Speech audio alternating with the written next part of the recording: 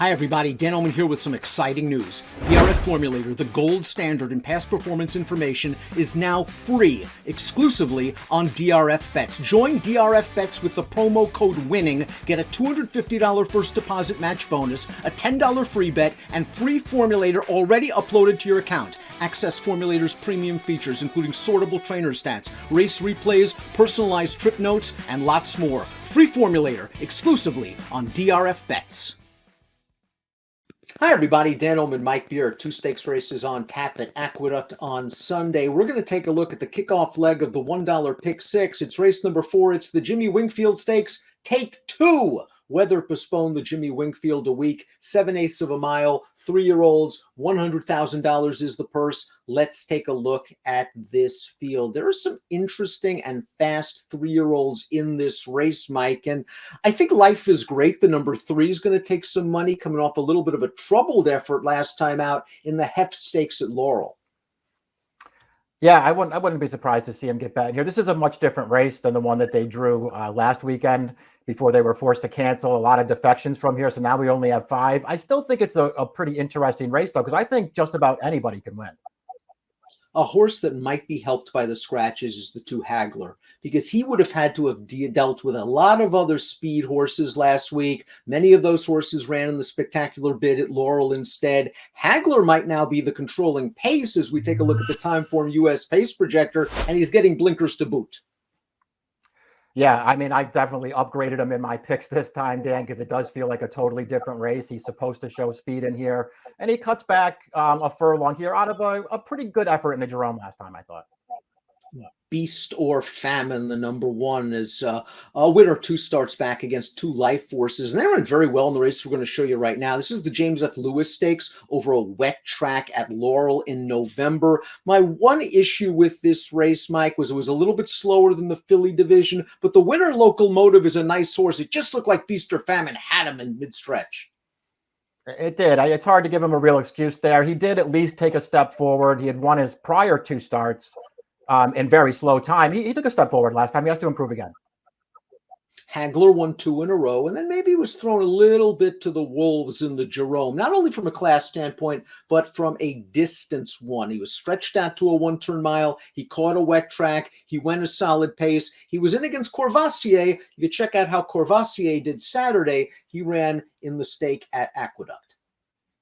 Yeah, I mean, I didn't think he ran poorly in the Jerome. That pace was pretty solid in there. They were moving right along. He was in contention down past mid-stretch, and he just got tired at the end. I thought that effort was okay. I really liked his return from the layoff back at the end of October. I thought he ran really well that day.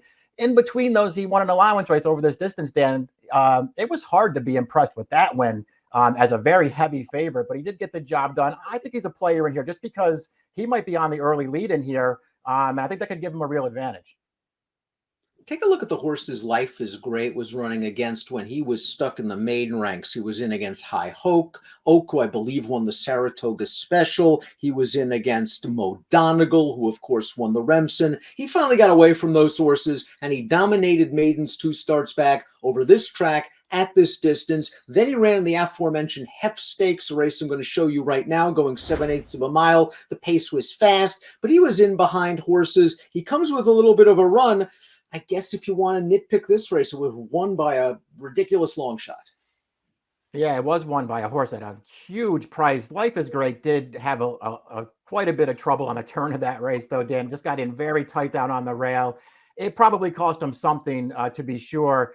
I didn't really know what to do with him now, Dan, because his win 2 starts back when they cut him back in distance, it kind of felt like it came out of nowhere.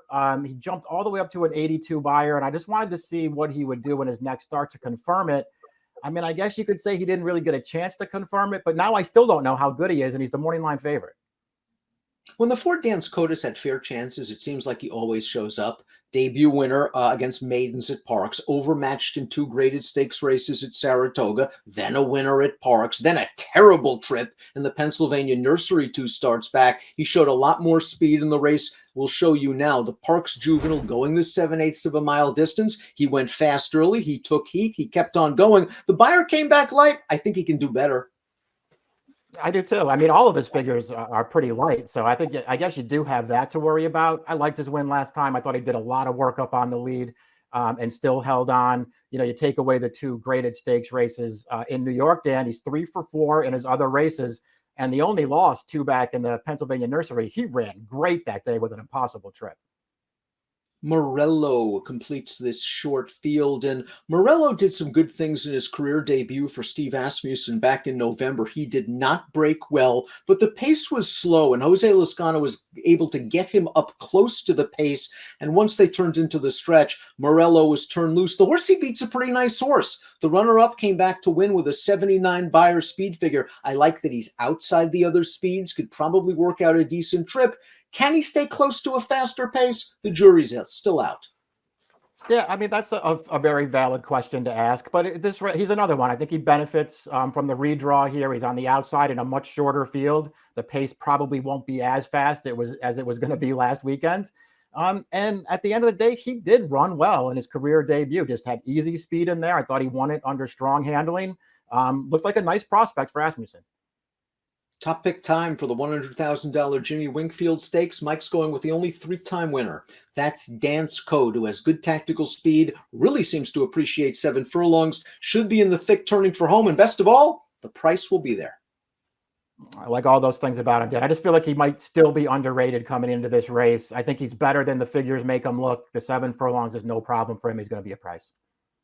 I like the horse Morello beating his career debut. I hope he breaks better this time around and just takes up shop with a 3-wide tracking trip. 4-2-5-3 for Mike, 5-1-2-3 for me. It's the Jimmy Winkfield at the Big A on Sunday. Good luck.